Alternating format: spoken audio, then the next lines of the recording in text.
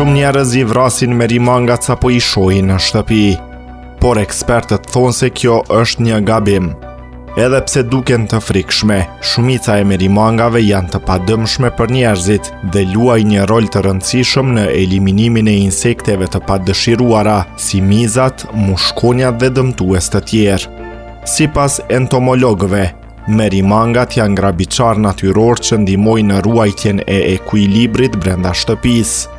Ato zakonisht janë të fshehta, nuk sulmojnë njerëzit dhe kafshimet e tyre janë shumë të rralla.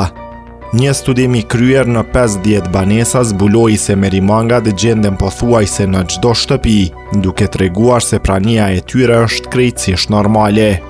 Megjithse pothuajse të gjitha merimangat kanë helm, shumica dërmuese e specieve nuk janë të rrezikshme për njerëzit.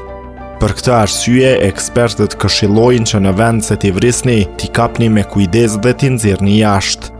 Në këtë mënyrë jo vetëm që mbroni një pjesë të rëndësishme të ekosistemit, por përfitoni edhe nga roli i tyre në luftimin natyror të insekteve.